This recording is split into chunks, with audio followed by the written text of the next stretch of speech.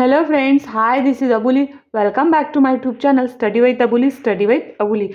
Friends, previous व्हिडिओला आपण class 11 subject physics start केलेला आहे.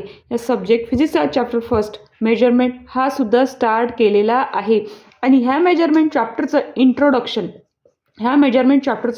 इंट्रोडक्शन आपण बघितलेलं आहे. त्याची लिंक डिस्क्रिप्शन बॉक्सला दिलेली आहे, ती आवर्जून बघा. आणि आजच्या ह्या व्हिडिओमध्ये आपण ह्या चॅप्टरचा एक नेक्स्ट टॉपिक बघत आहोत, सिस्टीम ऑफ युनिट्स. फ्रेंड्स, हा व्हिडिओ फार इंटरेस्टिंग असणार आहे, तर विदाउट स्किपिंग हा व्हिडिओ नक्की बघा. आवडला तर लाईक, शेअर आणि सबस्क्राईब करायला अजिबातही विसरू नका. And without wasting any more time, let's start our video.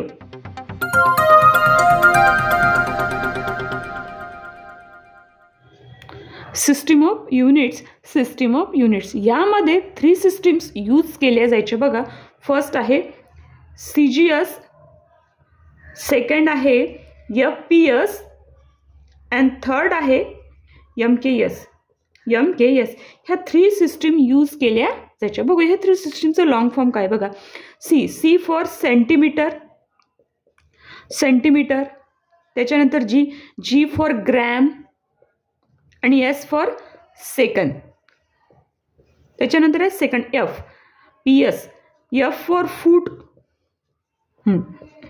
P for pound आणि S for second.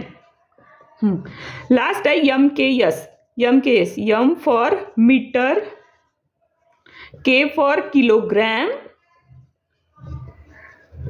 And S for second. बघा ह्या 3 सिस्टीमचे आपण लॉंग फॉर्म बघितलेले. आता बघा याचे सिम्बॉल्स काय ते बघूया.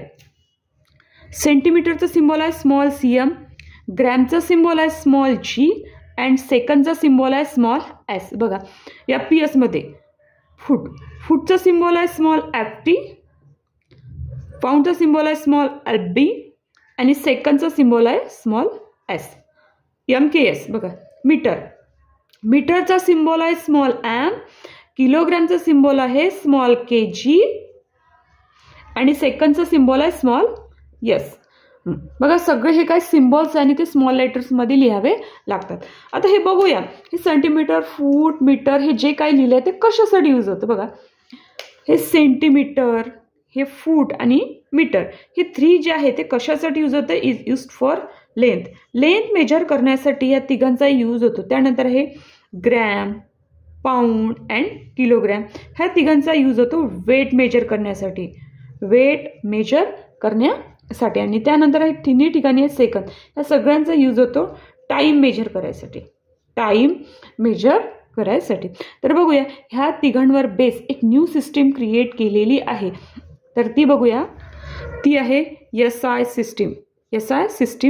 सिस्टीम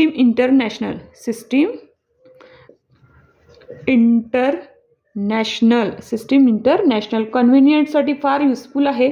म्हणजे हे 1971 मध्ये जी 14th इंटरनॅशनल जनरल कॉन्फरन्स झाली होती. इंटरनॅशनल जनरल कॉन्फरन्स झाली होती. त्या कॉन्फरन्समध्ये त्यांनी SI सिस्टीम ही यूज करायचं ठरवलेलं आहे. आणि ही कॉन्फरन्स जी होती ती बेस होती वेट अँड मेजरमेंटवर. यामध्ये ठरलेलं आहे की SI सिस्टीम यूज करायची, कारण की ही काय आहे युजफुल आहे आणि कुठे आपण कन्व्हर्शनसाठी यूज करू शकतो. बघा युजफुल आहे डेसिमल अँड कन्व्हर्शन सिस्टीमसाठी. आणि ही SI सिस्टीम, आता SI सिस्टीम ही जी आपण म्हणू की हे आहे MKS सिस्टीमचं ॲडव्हान्स फॉर्म असं म्हणू शकतो की आपण हे आहे MKS सिस्टीमचं ॲडव्हान्स फॉर्म. आणि ही सिस्टीम बेस आहे 7 बेसिक युनिट्सवर.